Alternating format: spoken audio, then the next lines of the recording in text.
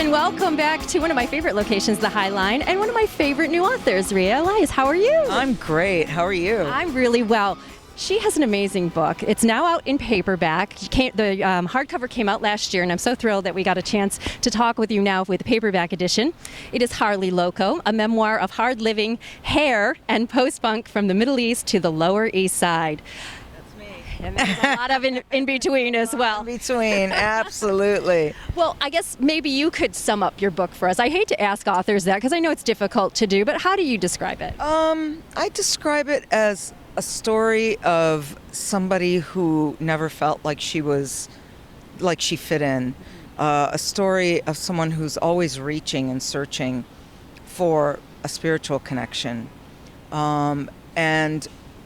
And of a person who was so rebellious and so sort of outside of the box that she went the long way around to find everything, but found it in the end with a bloody-knuckled redemption. Yeah. It was amazing to me how you recalled that very early time in your life, because maybe it was even earlier, but I distinctly remember saying from age 7, you remember starting to feel this way. Mm-hmm. Yes. I mean, it was earlier, but age 7 was sort of the catalyst that made me think, oh my God, I don't look, I don't sound, I don't feel like anybody that's in my peripheral. Right. And how am I going to deal with that? Mm-hmm.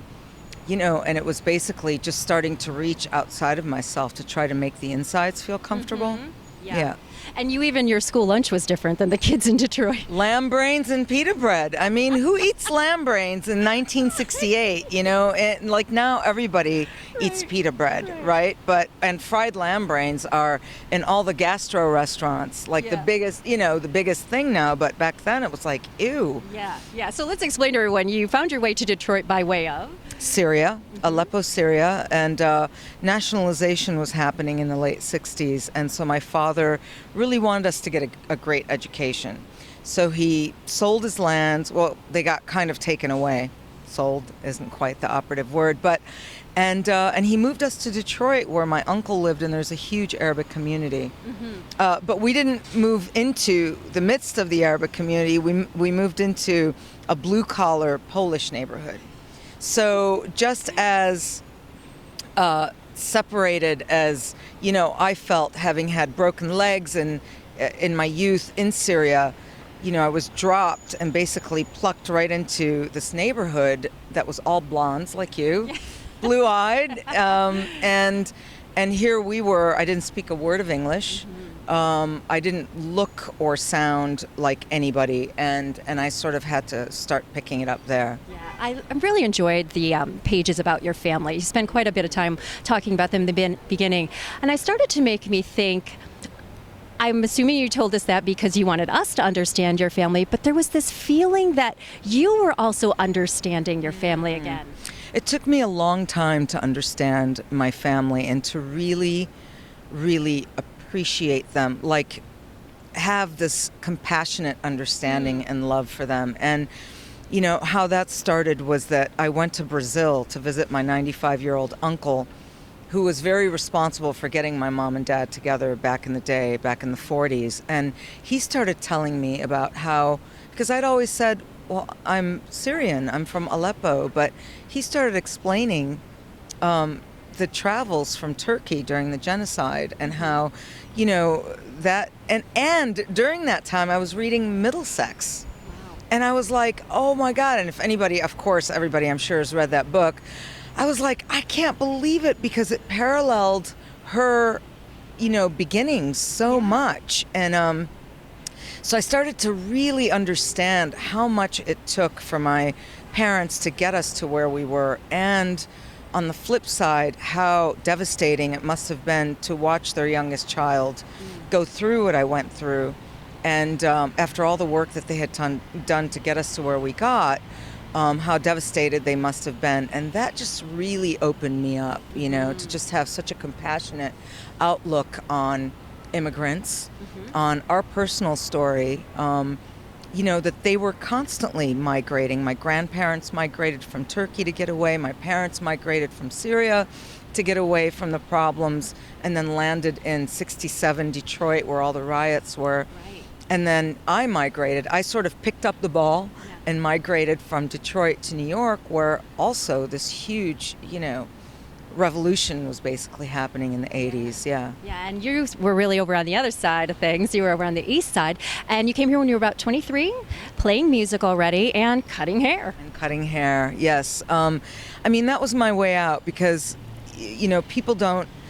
most people don't understand that as a woman, a Syrian woman, even though we're from a Christian family, they are still very strict, and you're not really supposed to leave until you get married. So I had to find a venue that I could sort of make it all make sense to my parents, because it didn't have to make sense to me, but for them to actually give me their blessing to leave, I wanted that. And so I found that haircutting and music they didn't understand at all, but haircutting, because I moved with a Lebanese woman who owned all these salons here. Yeah.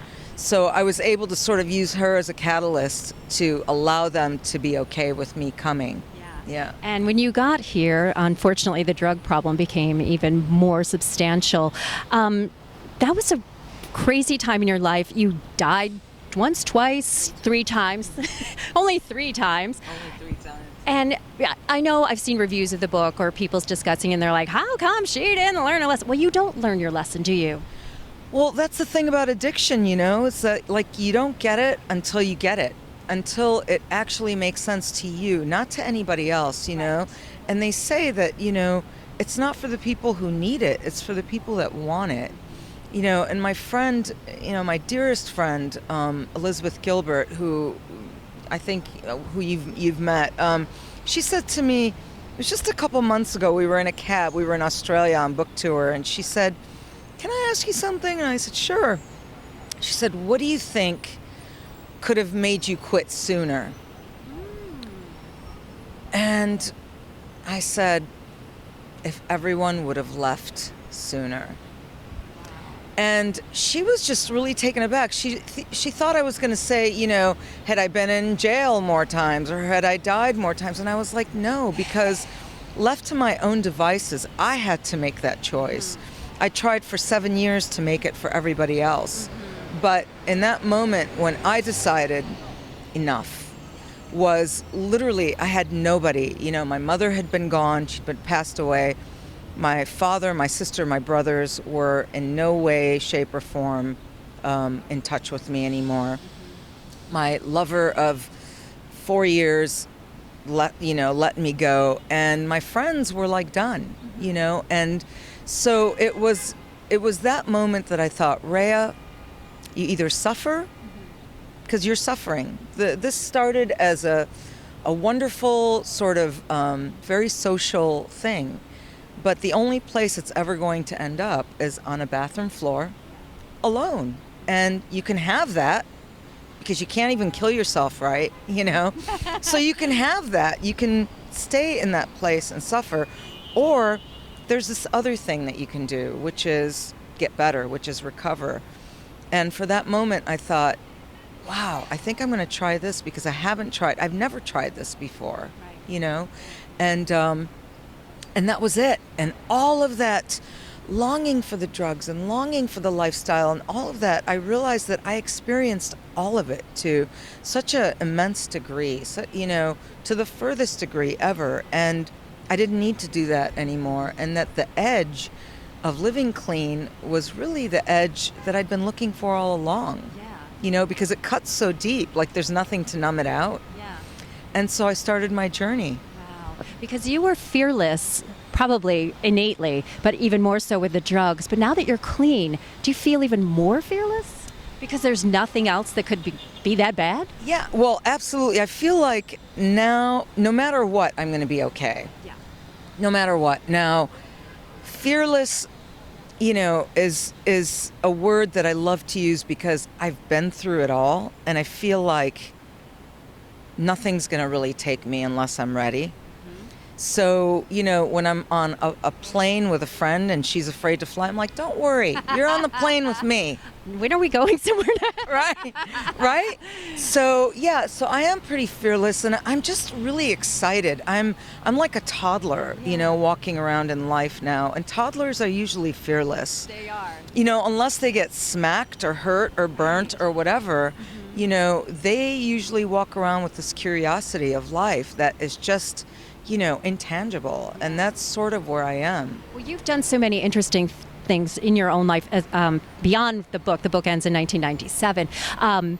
You did a film, and of course you continue to create music, and now the book may become a film or television show. We put that in the universe now. It's just out there. And at your book signing, I wrote this down because you inspired me that night. You said, I'm too ignorant to not know that I can't do it. Yes. I don't have those limitations, right? People always tell me, you're not a filmmaker, you can't make a film. But then there's always this voice in my head, and I have people in my life that I've watched as I've gotten clean, and they seem to be able to do anything. And I'm very ignorant because I didn't have limitations when I was getting high, right? And so I experienced things that most people would never experience in 3 lifetimes. Right. Those traits that I've sort of accumulated in my getting high and in that lifestyle, I've carried over into this lifestyle. And so, I'm stupid enough to think that I can do anything and that the sky is the limit. And, I think that when you have that perception of yourself, you can actually follow through. And it may not be the best, right? But you get it done. Yeah. And another thing my dear friend Liz says is or her mom actually has ingrained into her, and so she's ingrained into women and me and all of her friends. It's it doesn't have to be perfect. Yeah. Most men don't stop themselves from doing things because they need to be perfect. Just get it done. Better done than perfect. Right, exactly. Even having Elizabeth Gilbert as your friend, of course, the author of the bazillion-selling Eat, Pray, Love, would intimidate me. But no, you went ahead and wrote a book anyway, with her encouragement. With her encouragement. Yeah, it was a dare on her part. She kept saying... That was a good dare. Thank you, Elizabeth. Good dare, yes. Thank you, Elizabeth. Lizzie G. We met on such common ground before her bazillion seller book, Eat, Pray, Love, and I was cutting her hair. So we had a very sort of early therapeutic relationship, and then we worked together, and I would tell her all these stories, and she would tell me her stories, and finally, after Eat, Pray, Love, she was like, you need to write a book. And I was like, I'm not a writer. What do you have to do to write? And she goes, put your ass down in a chair and write. And I was like, really? Yeah, that's what I would have said. That makes no sense to me. Don't you have to have writing chops? And she's like, you're a storyteller. Just tell your story. Somebody else will edit and do the rest. And, it took 3 years of telling the story, and I did three passes myself before I hired an editor to work with. Because, again, the insecurity of not having it be perfect. Yeah. And it's never going to be perfect. So. Did you like the process as much as you like songwriting? I loved the process, because the process of writing, I'm a control freak. So songwriting is great because I can write the song, so the structure is there. But when you go into the studio, for me, what I heard in my head didn't always come out. It wasn't always, sort of elaborated the way that I heard it. Now, it always ended up being perfect because of the imperfections of perfection, right? But writing was so cool because I am a control freak, and it was just me and my words. So I could really get it to the point to where it sounded like the way that I talked. Yes. Yeah. And that's one of the things I loved about your book, because sometimes, even though it's a memoir, they seemed sanitized, or they seem like the author is kind of manipulating you to think what they want you to think of them. Where your book really left this idea of I could interpret it myself, and it left me wanting to know you better. Yeah. Yeah, I mean, that's, I kept asking, like, my editor, once Viking took the book, I kept saying, are you sure it's written well enough? And she said, I feel like I'm sitting next to you in a cafe and you're telling me these stories. She's like, that can't be taught. Yeah. And I was like, really? And she's like, that's why we loved the book. Like, it's exciting writing because it's so raw. And I didn't want to manipulate my audience. Well, first of all, I didn't even know I would have an audience.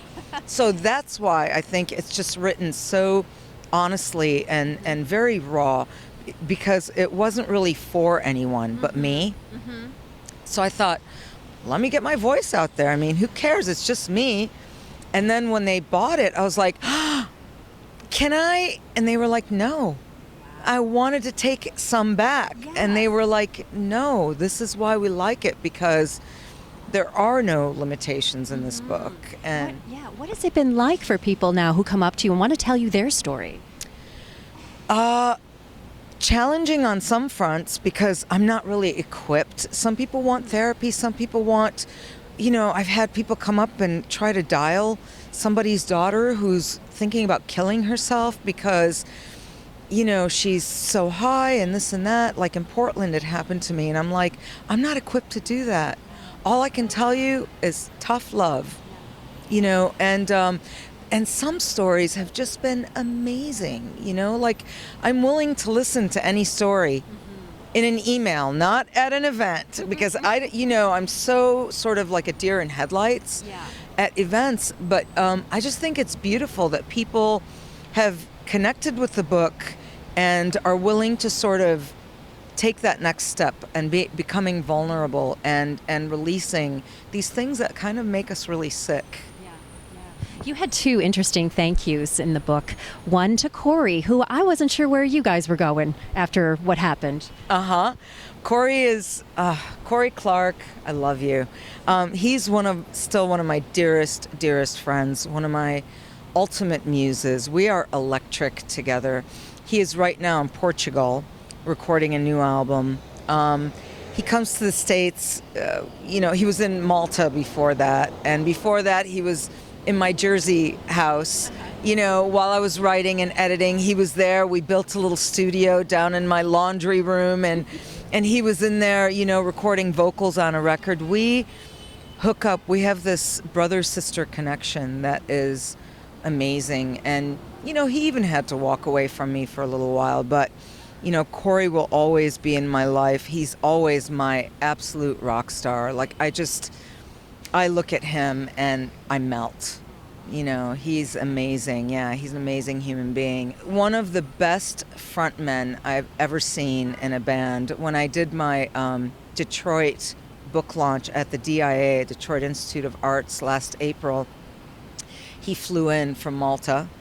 He came to Detroit, and the following night we pulled a band together, and we had at the Detroit pub, and we had like a punk rock extravaganza, and he played drums for me. Now, this is a front man for the last 25 years of his own band, and he got behind the drums, and we played some of my original music, some of his. We played some Buzzcocks. I mean, we went to town, and it was so much fun. And Liz was there, and my editor was there, my publicist was there. It was so cool. My family, and of course all the Corey fans came, and it was just amazing. It never stops with him. And then again, isn't that cool? People who only know Corey through the book now want to know more about Corey. Absolutely, yeah. And people who know Warrior Soul from his music, who he has a huge fan base, now want to know more about me from my book. So it always works both ways with us. Yeah. So cool. And the other thank you was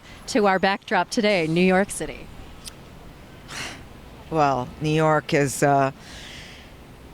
it's in my blood, it's in my veins. It's one of, pardon the pun, but it's the thing that gave me my first spiritual connection. It's the thing that gave me my first absolute devastation, and as I say, it's my best friend and my worst enemy. And not only did it take me all the way down as it was going down. But I felt like when I had my redemption and I moved back to New York, she and I came back up together, and we excavated our souls, our neighborhoods, and everything. And it will always be my muse. Like I've got shivers now because I stand here on the High Line, which, as we were just saying, is like built by wealthy people. It's on the west side. It's here on the Hudson. It's, but my first apartment, where I ripped off the huge Colombian drug lord was 2 blocks away from here. 2 blocks away. Yeah, this wasn't a nice neighborhood back in the day. It was not. And so as I'm here, Kimberly, having this amazing conversation with you, these wonderful people, Europeans, everybody's coming here to see this neighborhood that, that took me down. I could not be in this neighborhood for 10 years because I was afraid for my life. Wow, that's incredible. And here I stand, right, with French restaurants and clothing and yuppies and drug addicts and artists, and there's room here for everyone. Yeah.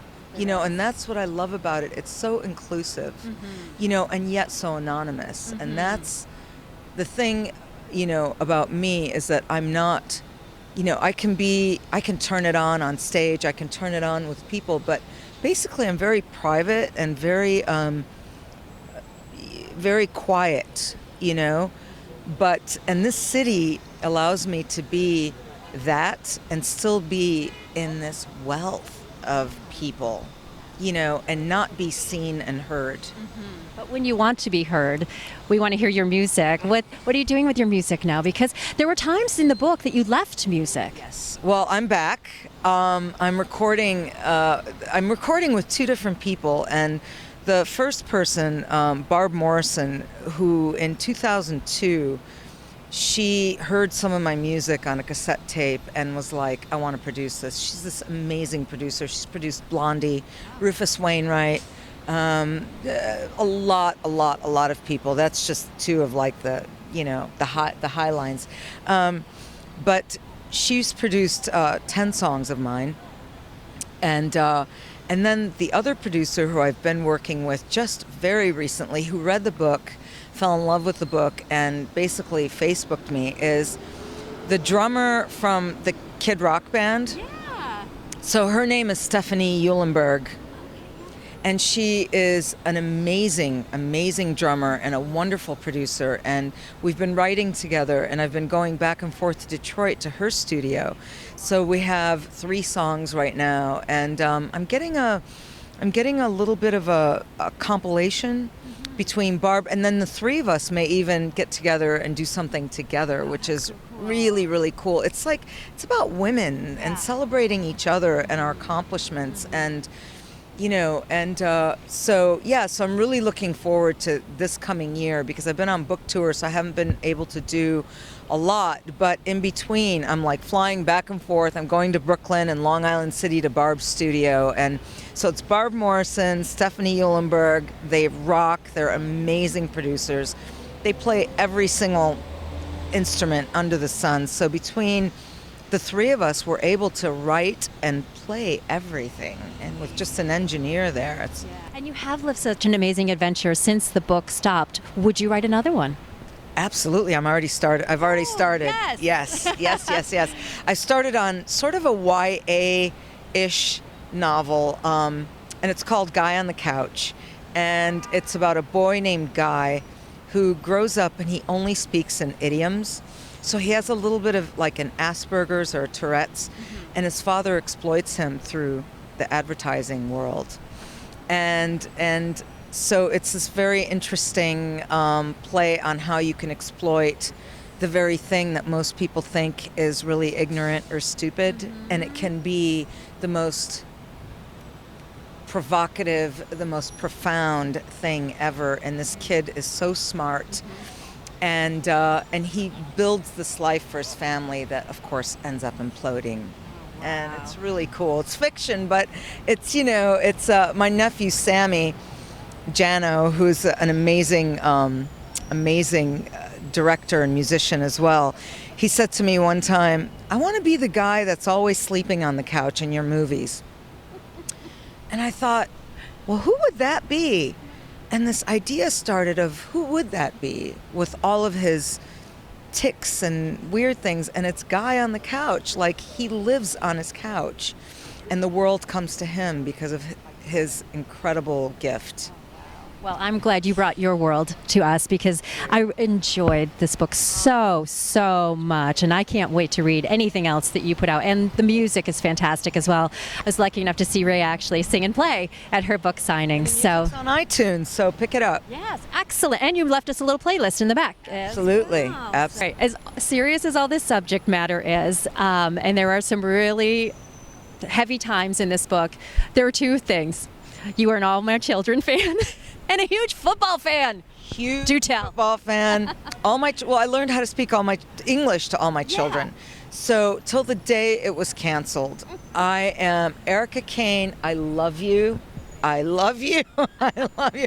I was at a restaurant and I sat next to Brooke English. I don't even know what her real name is. Yeah, I used to it. Now I don't know. I was on a date, right? And so this is just like 4 months ago. And I'm sitting there and I look over and it's Brooke English. And I said, "Anybody ever tell you look like Brooke English?" And she goes, "I am." And she goes, "I'm blah, blah, blah." And I said, "I know you are." I said, "I'm a huge fan." I said, "I learned how to speak English to all my children and I watched it every day." And when DVR came, I recorded it. And so I said, I wrote a book and there's a chapter devoted to all my children that Viking, my editor, wanted me to cut. Oh, no. And I said, absolutely, like, I didn't fight for a lot. Well, I didn't have to fight for anything, but I did fight for this. Mm-hmm. They said, take it out. And I said, no. I said, I want my readers to know what a dork I am because this is one of the things, it's my well-kept secret. It's like one of those secrets that I don't tell everybody. Now everybody knows, but I love it. I loved it, and I still love those characters. And there's just something so comforting about daytime. So yeah, that's what it is. Yeah. Football, forget it. That's like I've got the draft recording tonight. Okay, I watched that with my father all the time when we came to the U.S. So the soap operas with my mother and football with my father, and I carry those with me. I've lost both of them, and when I sit in front of the TV now, now I watch General Hospital because there's nothing else on. Right. So I record it, and every day I tune in, and I don't watch the whole thing or whatever, but I still tune in, and some of the characters are carryovers, and I'm like, Mom, this one's for you, you know?